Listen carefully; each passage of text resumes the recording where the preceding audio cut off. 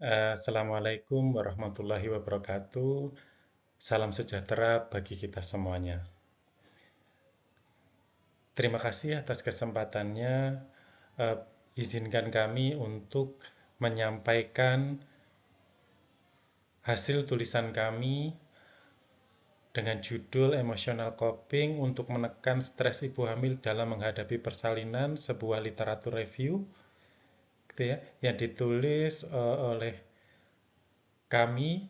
Saya sendiri Wasis Purwowibowo, kemudian tim saya ada Yudo Bawono dan juga Salsabila Fitriani dari Universitas Trunojoyo Madura.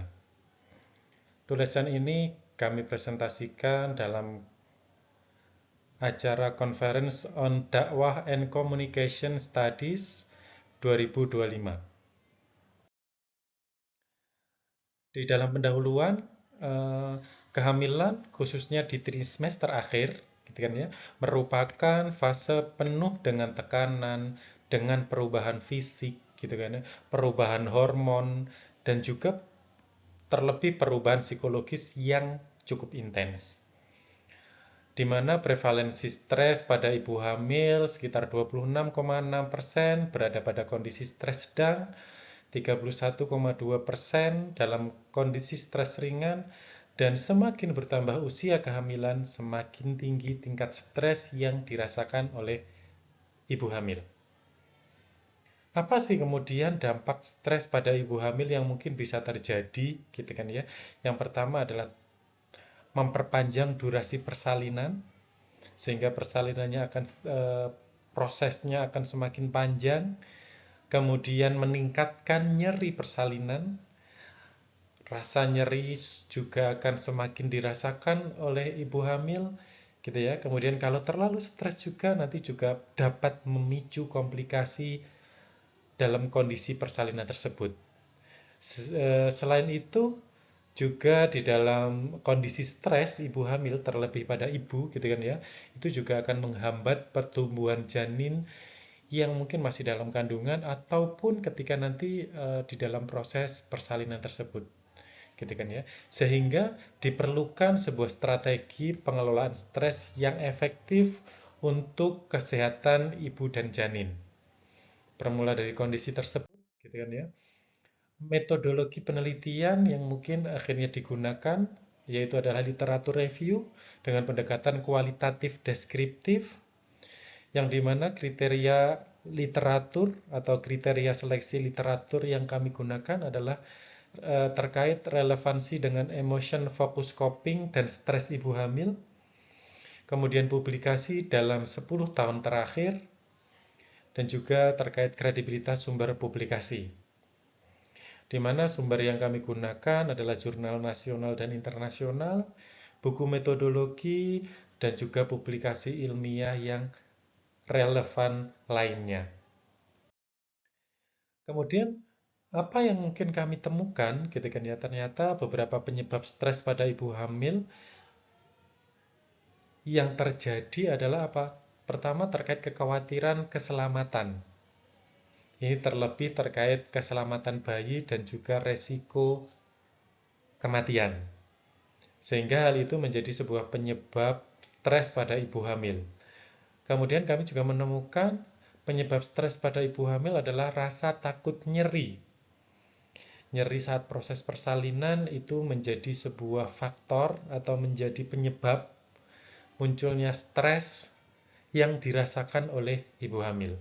Kemudian yang ketiga adalah ketidakpastian, di mana proses kelahiran yang tidak terduga.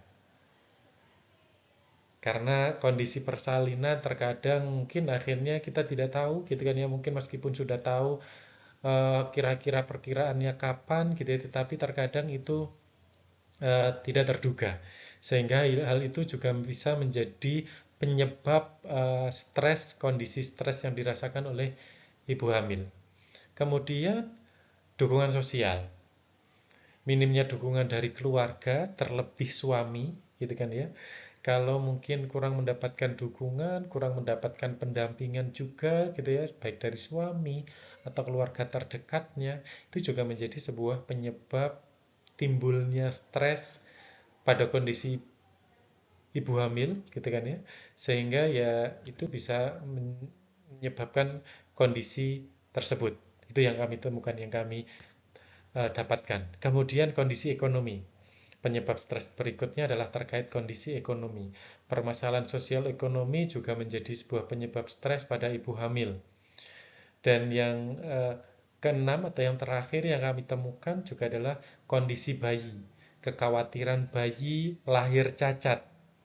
Biasanya itu adalah memicu ibu hamil menjadi semakin stres, menjadi semakin banyak pikiran karena memikirkan kondisi atau terlalu khawatir dengan kondisi bayinya nanti lahirnya ada kekurangan enggak di dalam fisiknya dan sebagainya. Gitu yang kami temukan. Kemudian berikutnya ternyata emotion focus coping atau salah satu strategi pengelolaan stres melalui emosi, gitu kan ya, yang berfokus pada emosi, ini merupakan cara untuk mengontrol respon emosional terhadap situasi yang mungkin sangat menekan. Terlebih ketika situasi itu tadi sulit nih untuk dirubah atau berada di luar kendali diri kita. Sehingga beragam penyebab tadi kan ada beberapa yang akhirnya di luar kendali. Sehingga diperlukan sebuah strategi, diperlukan sebuah uh, trik gitu gampangannya gitu ya, melalui apa? Melalui fokus emosi kita atau mengontrol respon emosi yang sedang kita rasakan. Apa saja sih yang mungkin kita bisa mengindikasikan atau aspek dari emotion focus coping itu? Yang pertama adalah distancing, di mana mengambil jarak dari pikiran negatif dan fokus pada hasil positif. Makanya terkadang kalau di dalam kondisi ibu hamil nantinya gitu kan ya, dianjurkan untuk menghindari atau mengurangi pikiran-pikiran yang kurang baik. Seperti itu. Kemudian self control, mengendalikan emosi melalui mungkin relaksasi, pernafasan gitu kan ya, dan juga mungkin meditasi. Kemudian strategi yang berfokus pada emosi lainnya, aspeknya yang berikutnya adalah apa? Accepting responsibility, menerima peran dalam menjaga kesehatan diri dan juga janin, gitu kan ya. Lebih ke menerima tanggung jawab bahwasanya itu menjadi sebuah tanggung jawab, anugerah, gitu kan ya. Kemudian aspek terkait emotion focus coping, escape avoidance, menghindar dari situasi stres, yang dimana perlu diimbangi persiapan secara mental. Makanya kenapa ketika mau ibu hamil terkadang dibutuhkan apa kesiapan secara psikologisnya, sudah siap nggak untuk nanti dalam menghadapi kondisi hamil, gitu kan ya. Makanya ini setidaknya strategi yang berfokus pada emosi ini salah satunya adalah dengan apa menghindari dari situasi yang menjadi penyebab stres itu tadi. Kemudian positif reappraisal, gitu ya, menemukan sisi positif dan memaknai sebagai sebuah pertumbuhan pribadi. Ini yang kami temukan. Kemudian hasil utama di dalam penelitian atau dari hasil studi kami, ya 66% gitu kan ya, emotion focus coping ini tadi ternyata berpengaruh terhadap penurunan stres selama kehamilan, terlebih mungkin nanti ketika menghadapi proses persalinan gitu. Kemudian strategi dominannya apa? Emotion focus coping ini lebih dominan digunakan dibanding problem focus coping. Karena strategi penanganan coping strategi gitu ya, itu kan sebenarnya ada dua, ada emotion, ada problem.